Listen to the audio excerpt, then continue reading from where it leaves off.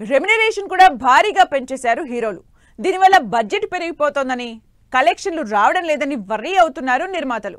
అయితే వీటన్నింటికీ చెక్ పెడుతూ నిర్మాతలకి ఖర్చు తగ్గేలా, హీరోలకు కావాల్సినంత రెమ్యునరేషన్ ఇచ్చేలా కొత్త ఫార్ములా కనిపెట్టేశారు మన వాళ్ళు. సినిమాల బడ్జెట్ విపరీతంగా పెరిగిపోతోంది. ఇన్ని కోట్లు పెట్టి సినిమాలు చేసినా కలెక్షన్లు వస్తాయన్న గ్యారంటీ లేదు. నష్టాలు నిర్మాతల నెత్తిమీదే పడుతూ ఉండడంతో రోడ్డెక్కుతున్నారు. అందుకే ఇలాంటి సిచ్యువేషన్స్ రాకుండా నిర్మాతల ఖర్చు తగ్గేలా హీరో రెమ్యునరేషన్స్ ఏమాత్రం తగ్గకుండా ప్రాఫిట్ షేర్ చేసుకుంటున్నారు హీరోలు. ప్రస్తుతం స్టార్ హీరోలందరూ రెమ్యునరేషన్లు తగ్గించుకుని ప్రాఫిట్ షేర్ తీసుకోవడానికే ఇంట్రెస్ట్ చూపిస్తున్నారు. మొన్నటి వరకు ప్రభాస్ ఇదే ఫార్ములా ఫాలో అయ్యారు. బాహుబలికి అలాగే రెమ్యునరేషన్ కంటే ప్రాఫిట్ షేర్ దక్కించుకున్నారు ప్రభాస్. 500 కోట్లకు పైగా బడ్జెట్తో రాజమౌళితో సినిమా చేస్తున్న మహేష్ బాబు కూడా ప్రాఫిట్ షేర్ తీసుకోవడానికే ప్రిఫరెన్స్ ఇస్తున్నట్లు తెలుస్తోంది. రెమ్యునరేషన్ అయితే జస్ట్ 100 కోట్లతో సరిపోతుంది. అదే సినిమా హిట్ అయి కలెక్షన్లొస్తే 100 కోట్లు దక్కుతాయి. అలా రాజమౌళితో చేస్తున్న సినిమాకి మహేష్ కి దాదాపు 300 కోట్ల వరకు వచ్చే ఛాన్స్ ఉందని లెక్కలేస్తున్నారు జనాలు. మొన్నీ మధ్య హరిహర వీరమల్లుతో ఆడియన్స్ ముందుకొచ్చిన పవన్ కళ్యాణ్ అంతకు ముందు వరకు రెమ్యునరేషన్ తీసుకునేవాళ్లు. కానీ హరిహర వీరమల్లుకు మాత్రం రెమ్యునరేషన్ తీసుకోలేదు పవన్.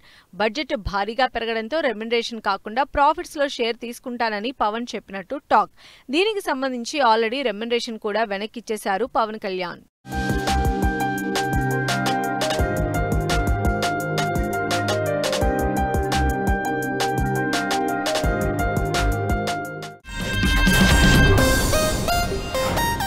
స్టార్ హీరోలందరూ 50 నుంచి 100 కోట్ల రెమ్యునరేషన్ తీసుకుంటున్నారు. ఒక్కోసారి సినిమా బడ్జెట్లో సగం రెమ్యునరేషన్లకే ఇవ్వాల్సి వస్తోంది.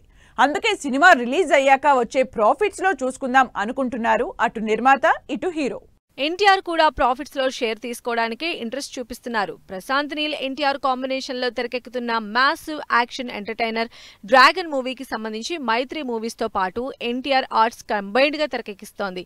Kalyan Ram one of the producer గా ఉన్న ఈ సినిమాకి ఎన్టీఆర్ సగం రెమ్యునరేషన్ తీసుకుని మిగిలింది లాభాల్లో వాటా కింద తీసుకుంటున్నారు. హీరోగా, ప్రొడ్యూసర్ గా బిజీగా సినిమాలు చేస్తూ సక్సెస్ కొడుతున్న నాని కూడా ఇప్పుడు రెమ్యునరేషన్ కంటే ప్రాఫిట్ షేర్ కే ఎక్కువ ఇంట్రెస్ట్ చూపిస్తున్నారు. నాని సినిమా అంటే ఎలాగో మినిమం గ్యారంటీ ఉంటుంది కాబట్టి సినిమా రిలీజ్ అయ్యాక లాభాల్లో వాటా తీసుకోవడానికే అగ్రిమెంట్ చేసుకుంటున్నారు.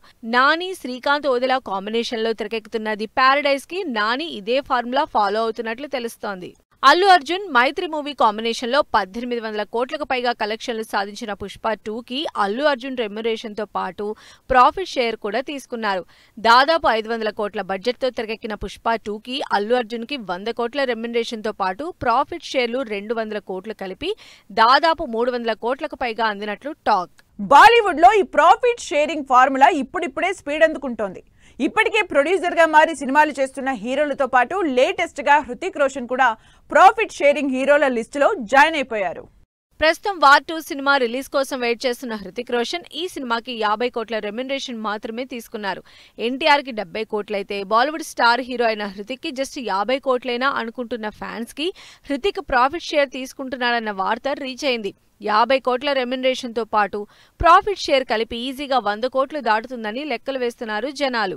సల్మాన్ ఖాన్ కూడా ప్రాఫిట్ షేరింగ్ ఫార్ములాని ఫాలో అవుతున్నారు. సల్మాన్ ఖాన్ 50 కోట్ల రెమ్యునరేషన్ తీసుకుని తాను చేస్తున్న సినిమాలకు ప్రాఫిట్ లో షేర్ తీసుకుంటున్నారు. షారుఖ్ ఖాన్ కూడా అంతే. వన్ ఆఫ్ ద ప్రొడ్యూసర్ గా తన సినిమాలకు పెట్టుబడి, హీరోగా రెమ్యునరేషన్ తో పాటు లాభాల్లో వాటా కూడా తీసుకుంటున్నారు.